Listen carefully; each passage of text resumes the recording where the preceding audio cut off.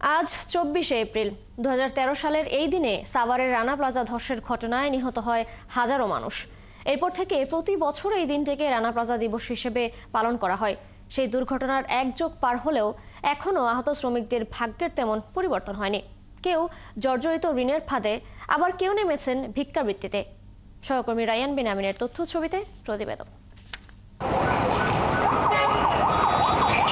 ২০১৩ সালের ২৪শে এপ্রিল সাভারের রানা প্লাজা ধস দেশের ইতিহাসের সবচেয়ে বড় শ্রমিক হতাহতের ঘটনা। কয়েকদিনের উদ্ধার তৎপরতায় তুলে আনা হয় ১,১৩৬ জনের মৃতদেহ।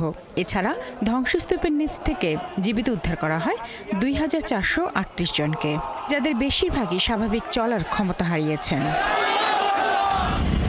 ওই দুর্ঘটনার এক যুগ পার হলেও এখনও বেঁচে থাকার লড়াই করছেন দুর্ঘটনায় আহতরা। তাদের মধ্যে একজন সালমা বেগম শারীরিক নানা জটিলতায় কাজ করতে পারেন না, সংসার চালাতে বিক্রি করেন সবজি।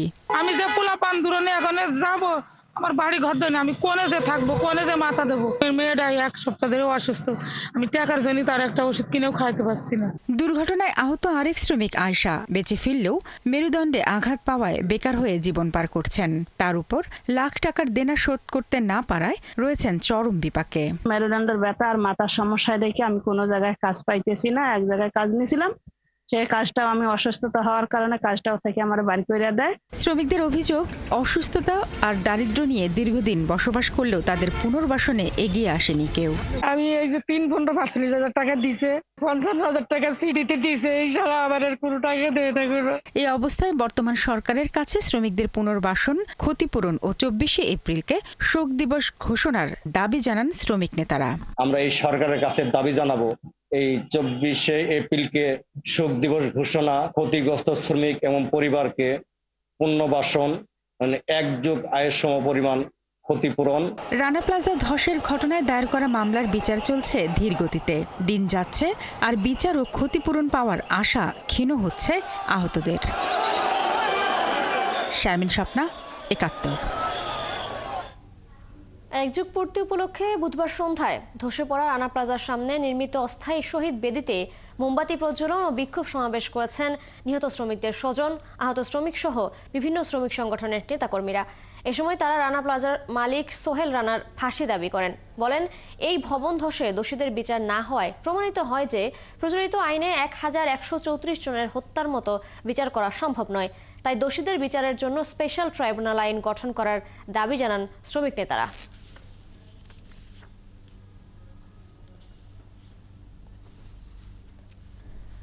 খুলনা প্রকৌশল ও প্রযুক্তি বিশ্ববিদ্যালয় কুয়েটের উপাচার্য অধ্যাপক ডক্টর মোহাম্মদ মাসুদ ও উপ উপাচার্যকে অব্যাহতি দেওয়ার প্রক্রিয়া শুরু করেছে সরকার। রাতে শিক্ষা মন্ত্রণালয়ের সংবাদ বিজ্ঞপ্তিতে এই তথ্য জানানো হয়।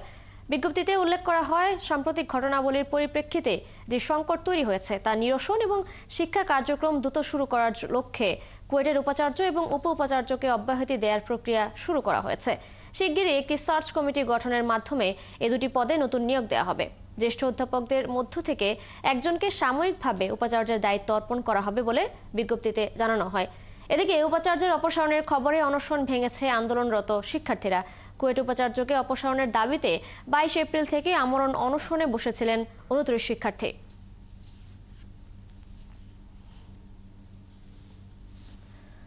বাংলাদেশ মিয়ানমার সীমান্ত আরাকান আর্মির দখলে, এমন তথ্য দিয়ে স্বরাষ্ট্র উপদেষ্টা জাহাঙ্গীর আলম চৌধুরী বলেছেন, দেশটি থেকে পণ্য আমদানি করতে গিয়ে দুই পক্ষকেই টাকা দিতে হয়, তবে বিষয়টি সমাধানের চেষ্টা চলছে।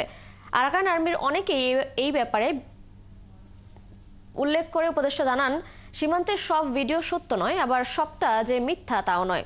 চট্টগ্রাম থেকে প্রণব চক্রবর্তীর প্রতিবেদন। বান্দরবান জেলার রেমাক্রি ইউনিয়নে বর্ষবরণের ওয়াটার ফেস্টিভ্যালে আরাকান আর্মির সদস্যদের উপস্থিতির একটি ভিডিও সম্প্রতি সামাজিক যোগাযোগ মাধ্যমে ছড়িয়ে পড়ে। এ বিষয়ে চট্টগ্রামের গণমাধ্যম কর্মীদের প্রশ্নের উত্তরে স্বরাষ্ট্র উপদেষ্টা বলেন, যা কিছু হয়েছে তার সবকিছু সত্য নয়, আবার পুরোপুরি মিথ্যাও নয়। এপারের অনেকের সাথে বৈবাহিক সম্পর্ক রয়েছে আরাকান আর্মির সদস্যদের। আরাকান আর্মি কিন্তু এখান থেকে ফাইট করতেছে অনেক দিন যাবত। এদের কিন্তু আছে, যেমন এই পারে অনেকে বিয়ে ঠিক করে ফেলছে, যেটা নিয়ে অস্বীকার করা নাই। বাট যে হারে ইসে আসছে ভিডিওতে, জিনিসটা কিন্তু আপনি তো টিকটক ভিডিও কিন্তু অনেকভাবে করা যায়, বাট সবটাতে সত্যি এটা তো না। বুধবার নগরীর সার্কিট হাউসে চট্টগ্রাম বিভাগের সব জেলা প্রশাসক, আইনশৃঙ্খলা বাহিনী ও বিভিন্ন সংস্থার কর্মকর্তাদের সাথে রুদ্ধদ্বার মত বিনিময় করেন স্বরাষ্ট্র উপদেষ্টা। পরে তিনি সাংবাদিকদের বিভিন্ন প্রশ্নের জবাবে এসব কথা বলেন। তিনি আরও বলেন, বাংলাদেশ মিয়ানমার সীমান্ত পুরোপুরি বিদ্রোহী আরাকান আর্মির দখলে, যে কারণে মিয়ানমার থেকে পণ্য আনা নেয়া করতে হলে ব্যবসায়ীদের নিয়মিত ট্যাক্সের পাশাপাশি বিদ্রোহীদেরও চাঁদা দিতে হচ্ছে। মিয়ানমার থেকে কোনো কিছু ইম্পোর্ট করতে হলে বা এক্সপোর্ট করতে হলে মিয়ানমার সরকারেরও ট্যাক্স দিতে হয়, আবার আরাকান আর্মিতে যারা আছে তারও পয়সা নিতে। তিনি আরও বলেন, অতীতের যে কোনো সময়ের চেয়ে পাহাড় এখন অনেক শান্ত। এই ছোটোখাটোই যে অপহরণ, খালি ওই 4 জন হয়েছে, একজন ওই মেয়েটা তো ছাড়াও পেয়েছে, এরকম অপহরণ তো আমাকে প্লেনল্যান্ডও তো হচ্ছে।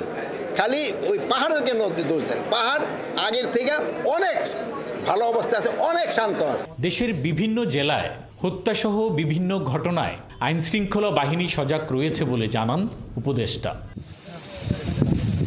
প্রণবেশ চক্রবর্তী, ৭১, চট্টগ্রাম। মাগুরায় আলোচিত শিশু আসিয়া ধর্ষণ ও হত্যা মামলার চার্জ গঠন করা হয়েছে আদালতে।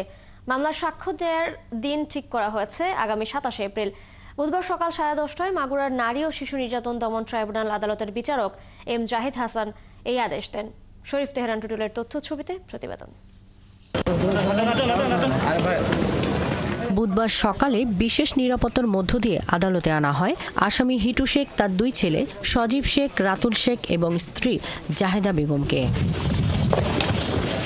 পরে 4 আসামির উপস্থিতিতে মামলার চার্জ গঠন করা হয়েছে। এ সময় আসামি পক্ষের কোনো আইনজীবী না থাকায় আদালত অভিযুক্তদের আইনজীবী নিয়োগের যথাযথ বিধি অনুসরণের পরামর্শ দেন। পরে আগামী 27 এপ্রিল মামলার পরবর্তী শুনানির দিন ঠিক করা হয়। দ্রুত সময়ের ভিতরে চার্জ গঠন হয়, আমরা মাগুরাবাসী খুশি এবং আমরা আশাবাদী দ্রুততম সময়ের ভিতরে মামলা রায় হবে এবং তা কার্যকর হবে।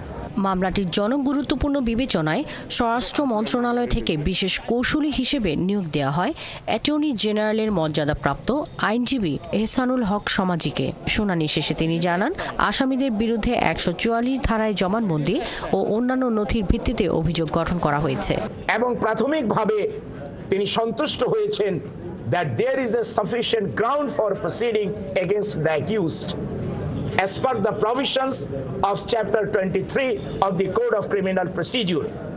আর সন্তুষ্ট হয়ে তিনি সকল আসামিদের বিরুদ্ধে লন্ডন পাবলিক প্রসিকিউটরের প্রস্তাবিত ধারাসমূহের অধীনে চার্জ গঠন করেছে। এবছর 6 মার্চ মাগুরার নিজ নান্দুয়ালি গ্রামে বোনের বাড়িতে বেড়াতে গিয়ে ধর্ষণের শিকার হয় শিশুটি। পরে চিকিৎসাধীন অবস্থায় 13 মার্চ রাজধানীর সম্মিলিত সামরিক হাসপাতালে মারা যায় আসিয়া। শাকিলা শম্পা, ৭১। নারায়ণগঞ্জের রূপগঞ্জে পরীক্ষা শেষে বাড়ি ফেরার পথে শীতলক্ষ্যা নদীতে গোসল করতে নেমে নিখোঁজ হয় জয় আহমেদ নামে এক পরীক্ষার্থী। রূপগঞ্জ থানার ভারপ্রাপ্ত কর্মকর্তা লিয়াকত আলী জানান, বুধবার দুপুরে সরকারি মুড়াপাড়া পাইলট স্কুল কেন্দ্রে পরীক্ষা শেষে শিক্ষকদের সাথে একটি ট্রলারে করে বাড়ি ফিরছিল পিআরডি হাই স্কুলের 38 জন পরীক্ষার্থী। ট্রলারটি চনপাড়া পুনর্বাসন কেন্দ্র এলাকার কাছাকাছি গেলে শিক্ষকদের নিষেধ অমান্য করে জয় ও তার 7 বন্ধু একসাথে গোসল করতে নদীতে ঝাঁপ দেয়। পরে অন্যরা সাঁতার কেটে তীরে উঠলেও নিখোঁজ হয় জয়। ফায়ার সার্ভিসের ডুবুরি ইউনিটের অধিনায়ক হুমায়ুন কবির বলেন, সন্ধ্যা পর্যন্ত নদীতে তল্লাশি অভিযান চালিয়ে জয়ের কোনো খোঁজ পাওয়া যায়নি। বৃহস্পতিবার সকাল থেকে পুনরায় উদ্ধার অভিযান শুরু হবে।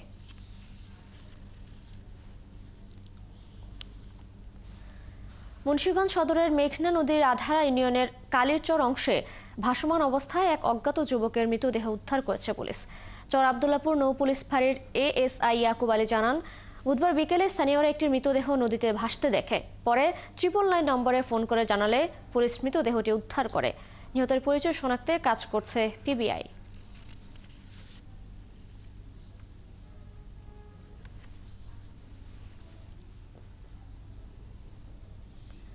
চাঁদপুরের হাজীগঞ্জ মাদকের টাকা না পেয়ে বাবা তাজুল ইসলামকে কুপিয়ে হত্যার মামলায় ছেলে সুমনকে যাবজ্জীবন কারাদণ্ডের আদেশ দিয়েছে আদালত। এছাড়া আসামিকে 50,000 টাকা জরিমানা এবং অনাদায়ে আরও 6 মাসের কারাদণ্ডের আদেশ দিয়েছে আদালত। বুধবার চাঁদপুরের জ্যেষ্ঠ জেলা ও দায়রা জজ শামসুন নাহার এই রায় দেন। মামলার আইনজীবী জানান 2018 সালের 3 জুন বিকেলে মাদকের জন্য টাকা না দেওয়ার জেরে বাবা তাজুল ইসলামকে কুপিয়ে জখম করে পরে বাড়ির লোকজন তাজুলকে হাসপাতালে নিলে সেখানে চিকিৎসক মৃত ঘোষণা করেন। এই ঘটনায় নিহতের মেয়ে বাদী হয়ে মামলা দায়ের করলে 11 জুন সুমনকে গ্রেপ্তার করে পুলিশ। এরপর তদন্ত শেষে 2019 সালের 14 এপ্রিলে আদালতে চার্জশিট দাখিল করেন।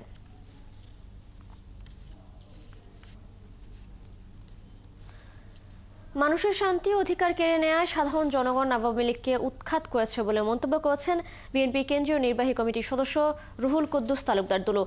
বুধবার সন্ধ্যার দিকে শহরের কানাইখালী থানার পাশে Natore chamber of commerce and ইন্ডাস্ট্রিজের আয়োজনে নাটোর শিল্প বাণিজ্য মেলার উদ্বোধন শেষে তিনি এসব কথা বলেন।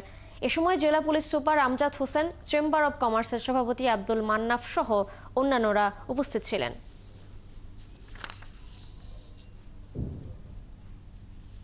নাটোর ছিল এই বাংলাদেশের সন্ত্রাসীর একটা রণক্ষেত্র। এই নাটোরে মানুষ বসবাস করতে পারে না, কোনো ব্যবসায়ী এখানে ইনভেস্ট করতে আসতে পারে নাই। এই 15 বছর নাটোরের মানুষকে নাটোরের সন্ত্রাসীরা জিম্মি করে রেখেছে। আওয়ামী লীগ বাংলাদেশের মানুষকে শান্তিতে ঘুমাতে দিতে পারে নাই, ব্যর্থ হয়ে গেছে। তার জন্যই আজকে তাদের আজ এই পরিণতি। চাঁদাবাজি, টেন্ডারবাজি ও সন্ত্রাসের মাধ্যমে যারা বিএনপিকে কুলুষিত করতে চায় তাদেরকে দল থেকে বহিষ্কার ও প্রতিহত করতে হবে বলে জানিয়েছেন সম্মিলিত পেশাজীবী পরিষদের আহ্বায়ক ও চট্টগ্রাম প্রেস ক্লাবের সদস্য সচিব জাহিদুল করিম কোচি। বুধবার বিকেলে চট্টগ্রাম প্রেস ক্লাবের সামনে বিএনপি নেতাদের উপর হামলা, চাঁদাবাজি, টেন্ডারবাজি ও সন্ত্রাসের দায়ে চট্টগ্রাম দক্ষিণ জেলা বিএনপির সদস্য সচিব লায়ন হেলালকে দল থেকে বহিষ্কারের দাবিতে মানববন্ধন ও বিক্ষোভ সমাবেশে একথা বলেন তিনি। মানববন্ধন ও বিক্ষোভ সমাবেশে বিএনপি নেতারা অভিযোগ করেন লায়ন হেলালের বিরুদ্ধে বিএনপি নেতা জামাল উদ্দিন অপহরণ ও হত্যা, বিএনপির সাবেক কেন্দ্রীয় নেতা প্রয়াত অ্যাডভোকেট কবির চৌধুরী ও বিএনপির নির্বাহী কমিটির সদস্য সরওয়ার জামাল নিজামকে লাঞ্ছিত করার অভিযোগ থাকার পরও তাকে দক্ষিণ জেলা বিএনপির সদস্য সচিবের মতো গুরুত্বপূর্ণ দায়িত্ব দেওয়া হয়েছে। সমাবেশে আনোয়ারা উপজেলার বিএনপি ও এর অঙ্গ সংগঠনের নেতারা উপস্থিত ছিলেন। মানবতা বিরোধী মামলায় গাইবান্ধার সুন্দরগঞ্জ উপজেলা বিএনপির সাবেক সাধারণ সম্পাদক ও শ্রীপুর ইউনিয়ন পরিষদের সাবেক চেয়ারম্যান এস.এম. রুহুল আমিন মঞ্জুর ফাঁসির রায় প্রত্যাহারের দাবিতে মানববন্ধন করেছে স্থানীয় জনসাধারণ।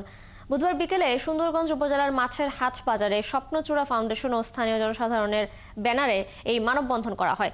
এ সময় বক্তারা বলেন, শ্রীপুর ইউনিয়নের সাবেক চেয়ারম্যান এস.এম. রুহুল আমিন মঞ্জুরকে উপজেলা বিএনপির নেতৃত্ব দেওয়ার কারণে আওয়ামী লীগের রোষানলে পড়েন। তাকে রাজনৈতিকভাবে দমনের জন্য মানবতা বিরোধী মিথ্যা মামলায় ফাঁসির রায় দেয়া হয়। এখন দ্রুত মিথ্যা মামলায় এই রায় প্রত্যাহার ও তাকে জামিন দেওয়ার দাবি জানান তারা।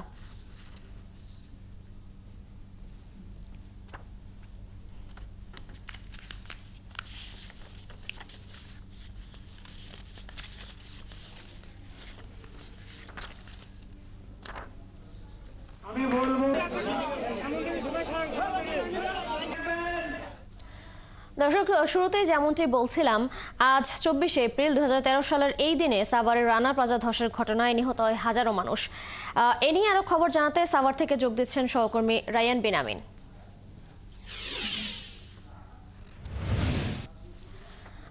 রায়ান, দিবসটিকে ঘিরে আজ কোনো কর্মসূচি আছে কিনা, এছাড়া আহতদের সাহায্য প্রশাসনের থেকে কোনো পদক্ষেপ নেওয়া হচ্ছে কিনা জানাবেন। সাথে আরেকটি বিষয় জানতে চাই, এই মামলার বিচার কাজ কতটুকু এগিয়েছে এবং বিচার নিয়ে কি বলছেন আহত ও নিহতের পরিবার?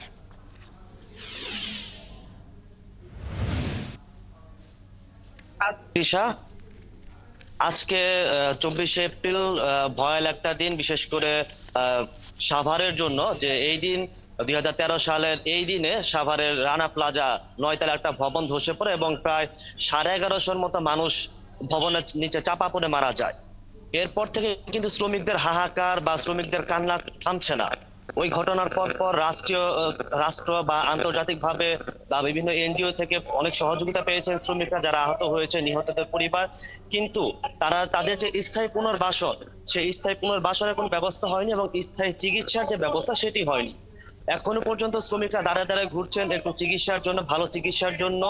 তো তারা ওই সময়ে কেউ 1 লাখ বা কেউ 1.5 লাখ 2 লাখ টাকা এরকম বিভিন্ন ভাবে বিচ্ছিন্ন ভাবে টাকা পেয়েছেন, কিন্তু সেটি দিয়ে তাদের আসলে পূর্ণাঙ্গ যে একটা কর্মসংস্থানের ব্যবস্থা 100% সেটি হয়নি। সেই শ্রমিকরা কিন্তু এখন দাবি নিয়ে প্রতি বছরই এই দিনটাতে রানা প্লাজার সামনে আসেন। এখানে একটি শহীদ বেদি তৈরি করা হয়েছে, সেই বেদির সামনে তারা তাদের দাবি দাওয়াগুলো পেশ করেন। তাদের যে সরকারের কাছে দাবি পুনর্বাসনের কিন্তু এখনো পর্যন্ত প্রায় 1 যুগ পেরিয়ে গেল। আজকে এই দুর্ঘটনার 1 যুগ পার হলো, এই 1 যুগেও তারা তাদের যে কাঙ্ক্ষিত দাবি সেটি পাননি।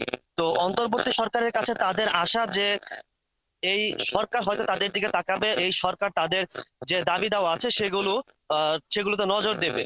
আমরা কিন্তু এখানে দেখতে পাচ্ছি জাতীয় নাগরিক পার্টি থেকে একটি স্মরণ ও সংস্কার শ্রমিকের বন্দোবস্ত নামে একটি সভার আয়োজন করা হয়েছে। সকাল 11টার দিকে এটি শুরু হবে। সেখানে জানতে পেরেছি জাতীয় নাগরিক পার্টির গুরুত্বপূর্ণ নেতা এখানে আসবেন এবং শ্রমিকদের বলবেন। তারা শ্রমিকদের দাবি দেওয়াগুলো সরকারের কাছে পেশ করবেন এবং নিজেদের জায়গা থেকেও যতটুকু সম্ভব তারা সেগুলো পূরণ করার চেষ্টা করবেন। আরেকটি বিষয় যেটি জানতে চাইলেন যে বিচারের কাজ কতটুকু এগিয়েছে। এখনো পর্যন্ত আমরা যতটুকু জানতে পেরেছি যে রানা প্লাজার যিনি মূল মালিক রানা, সে রানার এখনো পর্যন্ত কিন্তু বিচার পুরোপুরি হয়নি। এখনো পর্যন্ত সেটি কোর্টে ঝুলে আছে। তবে শ্রমিক এবং যারা নিহত আছে, নিহতদের পরিবার, আহতদের পরিবারের দাবি, শ্রমিক নেতাদের দাবি যে তার ফাঁসি কার্যকর, সর্বোচ্চ যে শাস্তি সেটি তারা চাচ্ছেন। এই ছিল সাভারের রানা প্লাজা থেকে আমার কাছে সবশেষ তথ্য। রায়ান, ধন্যবাদ আপনাকে। দর্শক, রানা প্লাজা ধসের 1 যুগ পার হয়েছে আজ। সেই দিবসটিকে ঘিরে নানা কর্মসূচি সম্পর্কে জানছিলাম আমাদের সহকর্মী রায়ান বিন আমিনের কাছ থেকে। চুয়াডাঙ্গায় বয়ে যাচ্ছে মাঝারি তাপপ্রবাহ। বুধবার জেলায় সর্বোচ্চ তাপমাত্রা রেকর্ড হয়েছে 39.5 ডিগ্রি সেলসিয়াস। চুয়াডাঙ্গার প্রথম শ্রেণীর আবহাওয়া পর্যবেক্ষণাগারের ভারপ্রাপ্ত কর্মকর্তা জামিনুর রহমান জানান, জেলার উপর দিয়ে বয়ে যাচ্ছে মাঝারি তাপপ্রবাহ। বুধবার সর্বোচ্চ তাপমাত্রা রেকর্ড হয় 39.5 ডিগ্রি সেলসিয়াস। এ সময় বাতাসের আর্দ্রতা ছিল মাত্র 28%, যা গরমের তীব্রতা আরও বাড়িয়ে তুলেছে। এদিকে তীব্র এই গরমে জনজীবন বিপর্যস্ত হয়ে পড়েছে। বিশেষ করে খেটে খাওয়া মানুষ ও দিনমজুররা পড়েছেন বিপাকে। আবহাওয়া অফিস সূত্রে জানা গেছে, আগামী কয়েকদিন এই তাপপ্রবাহ অব্যাহত থাকতে পারে।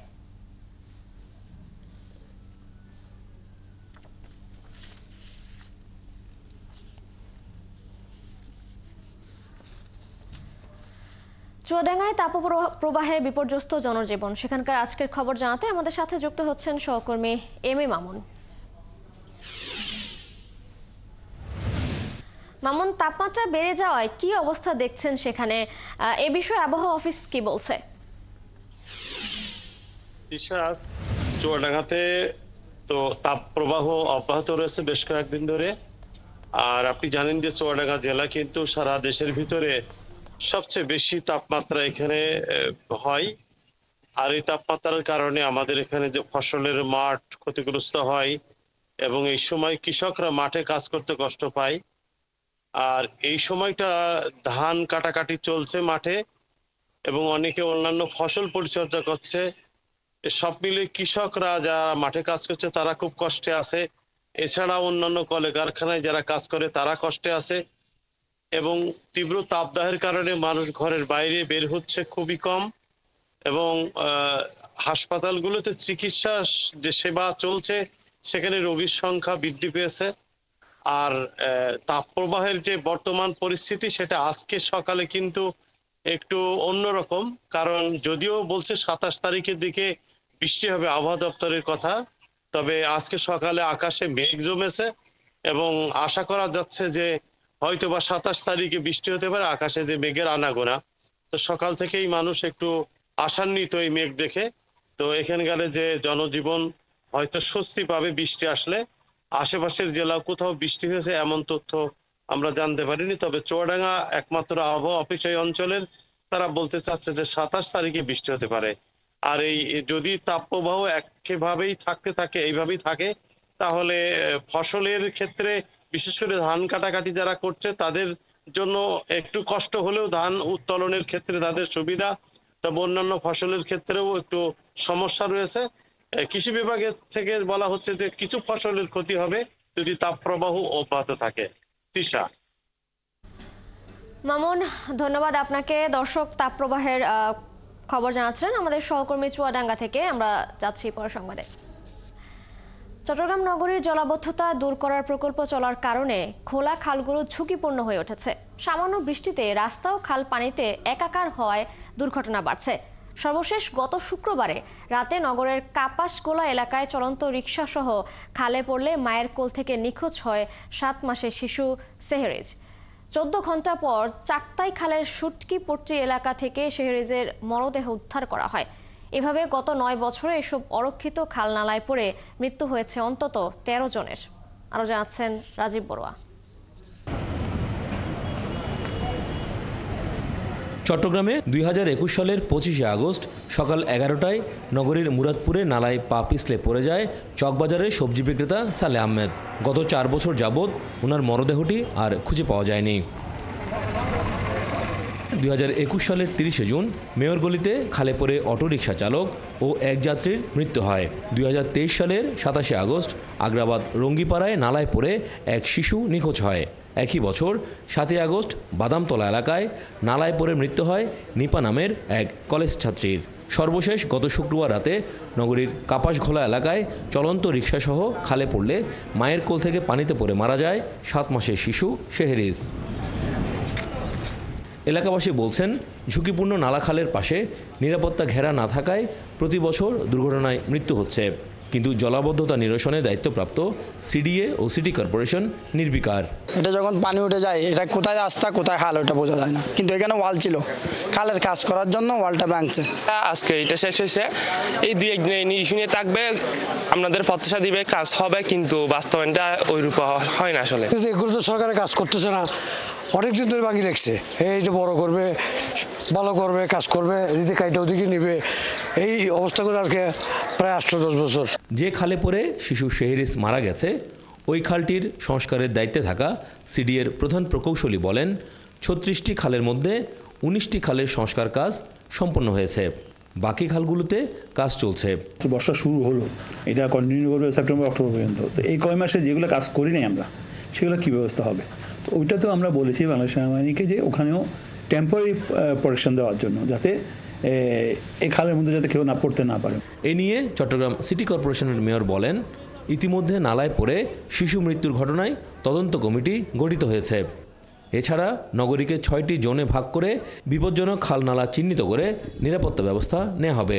সিটি কর্পোরেশন এবং চট্টগ্রাম উন্নয়ন কর্তৃপক্ষ যেহেতু আমরা এই দুই সংস্থার সবচেয়ে বেশি খাল নিয়ে আমরা কাজ করছি, আমাদের দায়িত্ববোধের জায়গায় আমরা মনে করি যে আমরা অবশ্যই আমরা কাজ করে যাব এবং আমরা চাইবো না যা আর কোনো মায়ের বুক খালি হোক।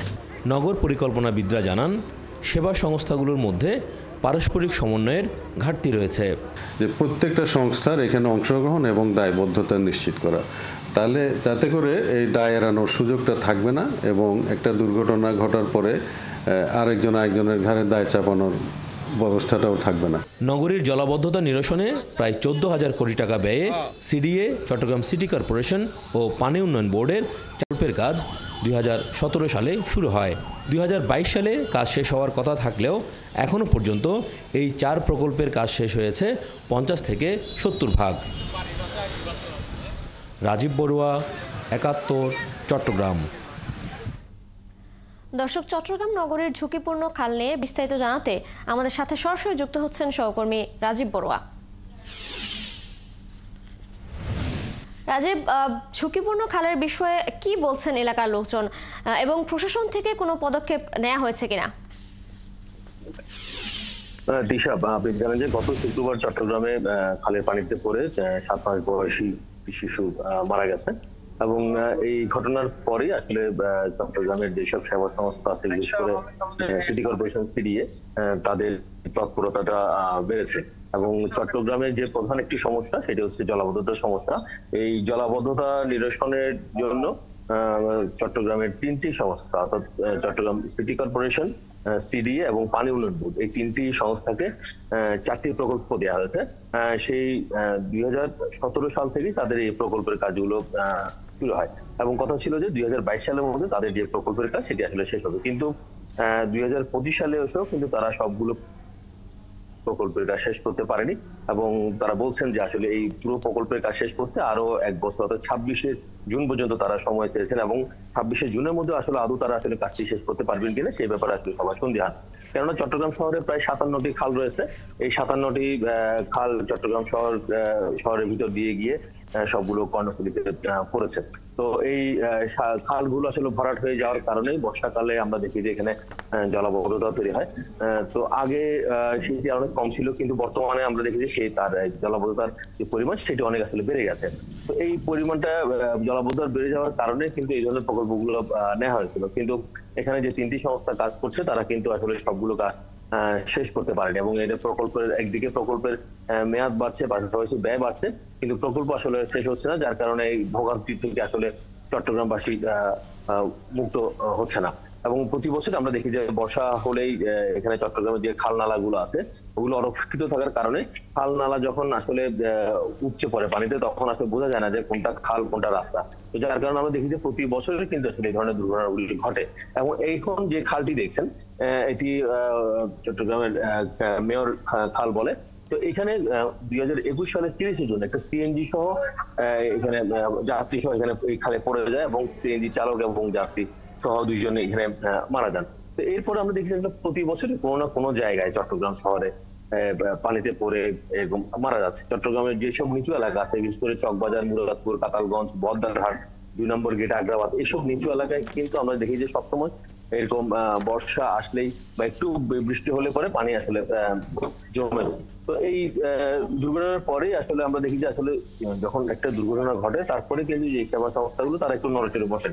এখন দেখছি যে এই খালের মধ্যে এখন কিন্তু পরিষ্কারের কাজটি হচ্ছে এবং এতদিন কিন্তু আসলে এই কাজটি হয়নি, কিন্তু যখন একটা দুর্ঘটনা ঘটে যায় তখন যে বিভিন্ন সংস্থাগুলো আছে তখন বিভিন্ন সংস্থাগুলো একজন আরেকজনের কাছে আসলে দোষারোপ করে। বিশেষ করে চট্টগ্রামে যে 57টি খাল রয়েছে সেই 57টি খালের মধ্যে 36টি খালের সংস্কারের দায়িত্ব পেয়েছে চট্টগ্রাম উন্নয়ন কর্তৃপক্ষ, আর বাকি 21টি খালের মধ্যে 1টি খালের দায়িত্ব নিয়েছে সিটি কর্পোরেশন এবং কিছু দায়িত্ব আছে পানি উন্নয়ন বোর্ডের। কিন্তু এই যে সিডিএর যে 36টি খাল, এই 36টি খালের মধ্যে তারা মাত্র 19টি খালের কাজ শেষ করতে পেরেছে এবং আরো বাকি যে খালগুলো রয়েছে সেগুলোর কাজ আছে তারা সম্পন্ন করতে পারেনি। তেমনি করে সিটি কর্পোরেশনের যে খালের যে দায়িত্ব সেটিও আসলে পুরোপুরি কাজ শেষ হয়নি। অর্থাৎ তারা তাদের যে দায়িত্ব সেই দায়িত্বের কাজগুলো কিন্তু পুরোপুরি শেষ করতে পারেনি। ফলে প্রতি বছর বর্ষায় আসতে আমরা দেখি যে এই ভোগান্তি গুলো হয়, এখানে নগরীতে পানি উঠে যায় এবং এই পুরো বর্ষার সময়টাতে একটু বৃষ্টি হলে পরে পুরো নগরীটা আসলে পানির নিচে তলিয়ে যায়। এবং কয়েকদিন আগে আসলে দুর্ভাগ্যজনক ভাবে যে আমরা দেখলাম যে বর্ষার শুরুতেই হালকা বৃষ্টিতে কিন্তু খালের পানি যখন উপচে পড়েছিল তখন আসলে রিক্সা ড্রাইভার আসলে বুঝতে পারেনি যে এখানে পাশে যে খাল রয়েছে, ফলে রিক্সা সহ খালে পড়ে যায় এবং তখন 7 মাসের একটি শিশু মারা যান। তো এই বিষয়গুলো আসলে চট্টগ্রাম নগরবাসীর দীর্ঘদিনের তাদের যে দুর্ভোগ, এই দুর্ভোগ থেকে আসলে তারা মুক্তি চান। তারা বলছেন যে এই যে বর্ষা আসলেই এরকম জলাবদ্ধতা তৈরি হয় এবং জলাবদ্ধতার কারণে মানুষ মারা যাচ্ছে, এই বিষয়টা থেকে আসলে মুক্তি চান। তবে এখানে আসলে কিছু বিষয় রয়েছে, যেমন এখানে একদিকে যেমন প্রশাসনের যে কাজের যে ঘাটতি সেই তার পাশাপাশি জনগণের সচেতনতাও তো দরকার। এই যে আমরা দেখছি যে খাল, এই খালের পাশে যে বাড়িঘর গুলো আছে তা আমরা দেখছি প্রতিনিয়ত এইসব বাড়িঘর থেকে কিন্তু ময়লা আবর্জনা সব কিন্তু খালে ফেলছে। তো যার কারণে খালটা পরিষ্কার করার পরে কিন্তু আবার দ্রুত ভরাট হয়ে যায়। ফলে এই একদিকে প্রশাসনকে যেমন উদ্যোগ দিতে হবে, পাশাপাশি জনগণের যে সচেতনতা সেটিও আসলে থাকতে হবে। কেননা নাহলে এই যে প্রতিনিয়ত যে খালগুলো চট্টগ্রামের শহরের মধ্যে বয়ে গেছে সেই খালগুলো যদি নিয়মিত পরিষ্কার করা না হয় তাহলে ভরাট হয়ে যায় এবং ভরাট হলে পরে তারপরে সেটি দেখা যায় যে একটু বর্ষার পানিতে সেইটি উপচে পড়ে। তো এই বর্তমানে যে জলবদ্ধ নিরসন প্রকল্প, এই জলবদ্ধ নিরসন প্রকল্পের জন্য প্রায় 14,000 কোটি টাকার প্রকল্প নেওয়া হয়েছে এবং এই 14,000 কোটি টাকার যে প্রকল্প সেটি আসলে 26 সালের জুন মাস নাগাদ আসলে এই প্রকল্পের কাজ শেষ হবে বলে যদিও বলছেন, কিন্তু আসলে তাদের কাজের যে গতি, এই গতিতে আসলে সেই 26শে জুনে পুরোপুরি প্রকল্পের কাজ শেষ হবে কিনা এখন আসলে জানা যায় নাই। এবং এই চট্টগ্রাম নগরের জলবদ্ধতা নিরসনের জন্য বর্তমানে প্রধান উপদেষ্টা 4 জন উপদেষ্টাকে আসলে দেখাশোনার জন্য নিয়োজিত করেছেন। তারা মাঝে মাঝে আসছেন, পরিদর্শন করছেন, কিন্তু আসলে কাজের যে গতি সেটি আসলে খুব গতি যে সেটি আসলে কম। তো যার কারণে আসলে এই বর্ষায়ও চট্টগ্রামবাসী যে জলাবদ্ধতা সেটির দিকে আসলে তারা মুক্ত হতে পারবে না। জি রাজীব বড়ুয়া, আমরা নিশ্চয়ই আশা করছি এই সমস্যার দ্রুত সমাধান হবে। আপনি সঙ্গে থাকবেন, নিশ্চয়ই পরবর্তী সংযোগে আমরা আবার আপনার সাথে যুক্ত হব। যাচ্ছি পরের সংবাদে। ঝালকাঠির গাবখান চ্যানেলের নাব্য আশঙ্কাজনকভাবে কমে গেছে। পলি পড়ে চ্যানেলটির প্রবেশ মুখের প্রশস্ততার পাশাপাশি গভীরতা কমে গেছে। এতে সময় মতো গন্তব্যে যেতে পারছে না মাঝারি আকারের নৌযানও। এই সংকট কাটাতে গত ডিসেম্বরে ড্রেজিং শুরু করে বিআইডব্লিউটিএ। তবে 100 ঘন্টা খনন করে থেমে গেছে কাজ। কর্তৃপক্ষ বলছে যান্ত্রিক ত্রুটির কথা। তরুণ সরকারের তথ্য ছবিতে প্রতিবেদন। দীর্ঘদিন ড্রেজিং না করায় গাবখান চ্যানেলটির নাব্য আশঙ্কাজনকভাবে কমে গেছে। সেই সাথে মোহনা সহ বিভিন্ন স্থানে জেগে উঠেছে অসংখ্য চর, যে কারণে এখন চ্যানেল দিয়ে ভাটার সময় মাঝারি আকারের নৌযানও চলাচল করতে পারে না। বড় নৌযানগুলো প্রায় 200 কিলোমিটার বেশি ঘুরে বঙ্গোপসাগর হয়ে চলাচল করে। মাঝারি নৌযানগুলো জোয়ারের সময়ও অত্যন্ত ধীর গতিতে যায় বলছেন এলাকার লোকজন। গাবখান চ্যানেলে আমরা ঢুকতে পারি না, কারণ ওইখানের মধ্যে মুখের মধ্যে পানি কম, ড্রেজিং হয় না ঠিক মতো, দুইটা জাহাজ একসাথে আপ ডাউন করা যায় না। ভিতরে অনেক জায়গায় পানি কম, চর পড়ে গেছে সাইডে। আমরা ডাইনি বামে যখন টার্নিং নিই তখন আমাদের পিছন এক সাইডে চলে যায়, আমরা জাহাজটা কন্ট্রোল করতে খুবই অসুবিধা হয়। পলি পড়ার কারণে এখন বিভিন্ন বড় ধরনের লাইটার জাহাজগুলো এই চ্যানেলে প্রবেশ না করে বেশিরভাগই চলে যাচ্ছে আপনার আউটারের সমুদ্র পথ ধরে। আর চ্যানেল ব্যবহারকারীরা জানান, ড্রেজিং এর জন্য বিআইডব্লিউটিএ উদ্যোগ নিলেও মাত্র কয়েকদিনের খননের পর মেশিনের ত্রুটির কারণে থেমে যায়।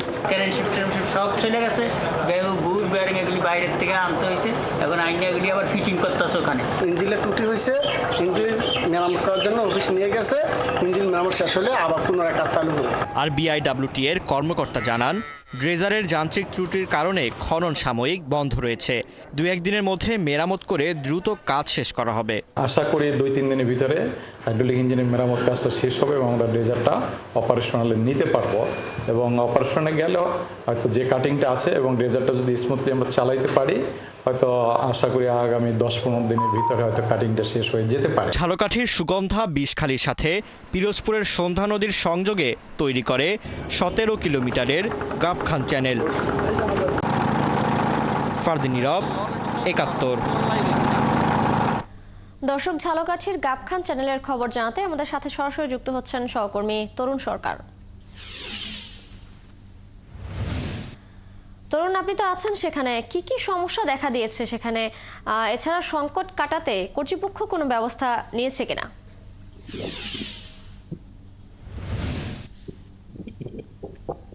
তৃষা, আমি এখন দাঁড়িয়ে আছি যে গাবখান চ্যানেল, এই চ্যানেলের মোহনায়।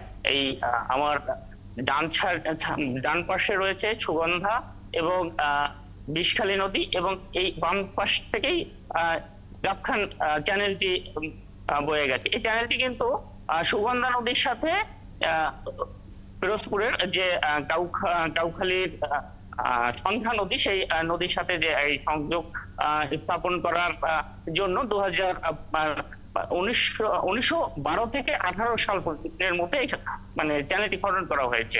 এই চ্যানেলটি খনন করার ফলে কিন্তু এই বাংলাদেশের যে 2টি সমুদ্র বন্দর রয়েছে, মংলা সমুদ্র বন্দর এবং চট্টগ্রাম সমুদ্র বন্দর, এই 2টি সমুদ্র বন্দরের মধ্যে একটি সহজ যোগাযোগ ব্যবস্থা স্থাপিত হয়েছে।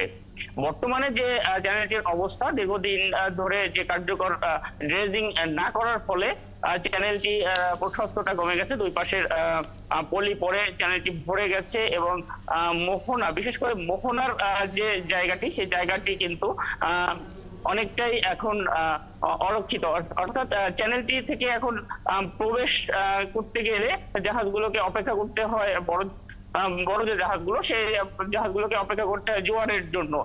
কিন্তু জোয়ার তো মোটামুটি সব সময় জোয়ারের পানিটা পাওয়া যায় না, কারণ এখন চ্যানেলটি একমুখী হয়ে গেছে। আগে একটা সময় 2 দিক থেকেই জাহাজ চলাচল করতো, এখন সেটি এক প্রান্ত থেকে জাহাজ ঢুকলে অপর প্রান্ত বন্ধ করে দিতে হয়, এবং অপর প্রান্ত থেকে যখন ঢুকে অন্য প্রান্তটি সেটি বন্ধ রাখতে হয়, যে কারণে জাহাজের বা নৌযান গুলো যে চলাচল করে, সেই নৌযান গুলোর চলাচল করতে সমস্যা হয় এবং এগুলো সময় মতো গন্তব্যে পৌঁছতে পারে না।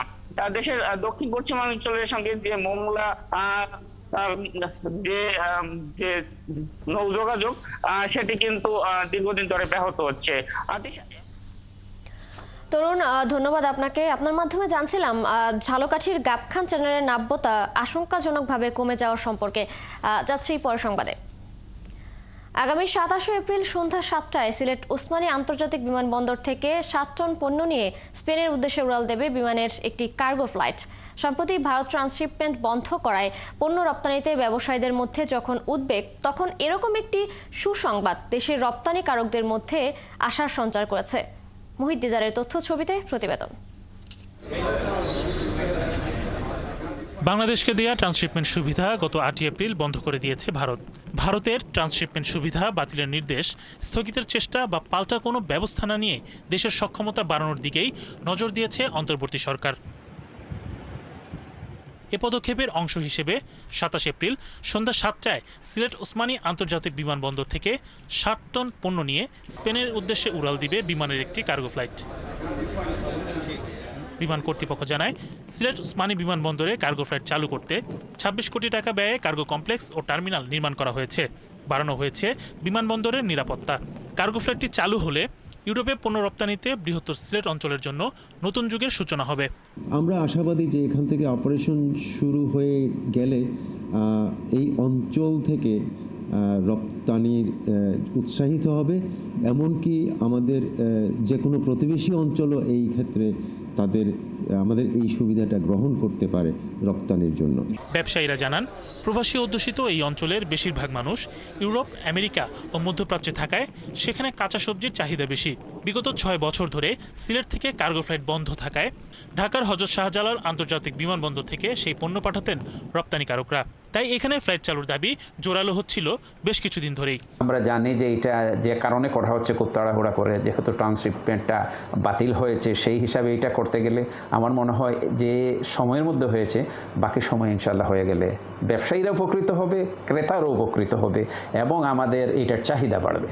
বাংলাদেশ বিমানের ডিস্ট্রিক্ট ম্যানেজার জানান, 2022 সালের শেষের দিকে এবং 2023 সালের প্রথম দিকে 2টি শিপমেন্ট ইউরোপে পাঠানো হয়। এরপর বিভিন্ন কারণেই বন্ধ হয়ে যায় এই প্রক্রিয়া। আমাদের যে ফ্যাসিলিটি, এটা ওয়ার্ল্ড ক্লাস ফ্যাসিলিটি। এখানে কার্গো এক্সপোর্টে এবং ইম্পোর্টে যত ধরনের দরকার কমপ্লায়েন্স, সেটা কিন্তু আমরা সার্টিফিকেট আমরা প্রাপ্ত।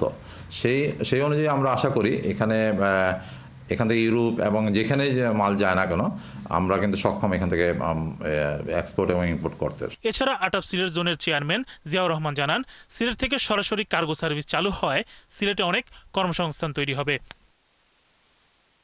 শরীফ আজাদ প্রীতম, ৭১। নাটোরের সিংড়ায় সন্দেহভাজন একটি নকল বোর্ড বই ছাপানোর প্রেসে অভিযান এবং প্রেস বন্ধ করে সিলগালা করে দিয়েছে ভ্রাম্যমাণ আদালত। বুধবার সিংড়া উপজেলার হাতিয়ান্দা ইউনিয়নের নলবাতা এলাকায় নকল বোর্ড বই তৈরির কারখানায় এনএসআই এর তথ্যের ভিত্তিতে যৌথ বাহিনী অভিযান চালায়। এ সময় তারা বিপুল পরিমাণ জেনারেল ও মাদ্রাসা বোর্ডের বই জব্দ করে। অভিযানের পর কারখানাটি সিলগালা করা হয়। তবে এই ঘটনায় কাউকে আটক করা যায়নি। ভ্রাম্যমাণ আদালতের বিচারক নির্বাহী ম্যাজিস্ট্রেট সহকারী কমিশনার গোলাম রাব্বানী সর্দার জানান, অভিযানের সময় কারখানা কর্তৃপক্ষ বৈধ কোনো কাগজপত্র দেখাতে পারেনি। আর বৈধ কাগজ না পেলে মালিকের বিরুদ্ধে আইনগত ব্যবস্থা নেওয়া হবে।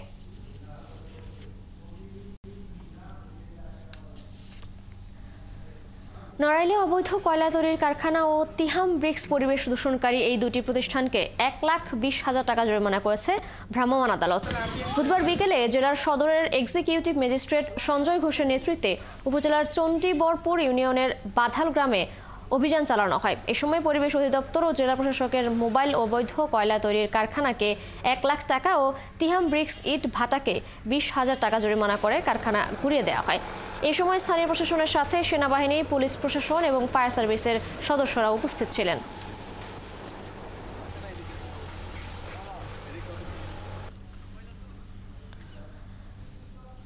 জয়পুরহাটের আক্কেলপুরে ইসলামী ব্যাংক বাংলাদেশ লিমিটেডের এজেন্ট ব্যাংকিং কেন্দ্রে বিভিন্ন গ্রাহক ও প্রতিষ্ঠানের হিসেব থেকে অন্তত ৩ কোটি টাকা আত্মসাতের অভিযোগ উঠছে এজেন্ট ব্যাংকের ক্যাশিয়ার মাসুদ রানার নামে।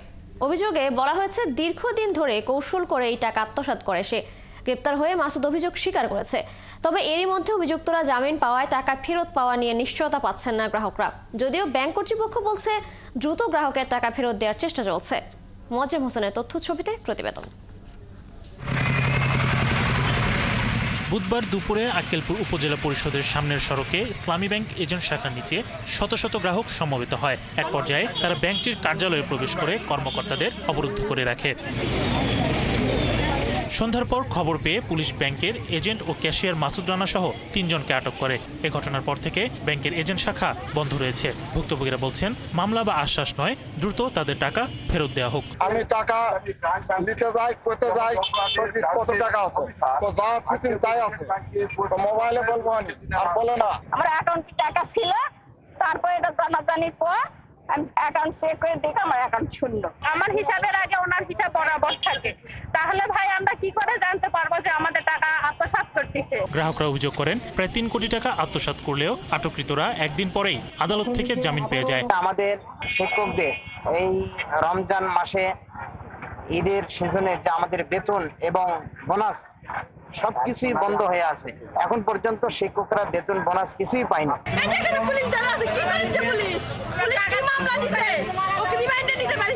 এদিকে প্রাথমিকভাবে আত্মসাতের অভিযোগ স্বীকার করেছে ক্যাশিয়ার মাসুদ রানা। তাই অবিলম্বে আমানতের টাকা ফেরত চান গ্রাহকরা। আমাদের এই মানববন্ধনে যারা উপস্থিত হয়েছেন তারা সবাই এই ব্যাংকের ক্ষতিগ্রস্ত গ্রাহক। আমরা এই ব্যাংকে টাকা রেখেছি, কিন্তু আমাদের টাকা চুরি করা হয়েছে, অর্থাৎ আত্মসাৎ করা হয়েছে বিভিন্ন কৌশলে।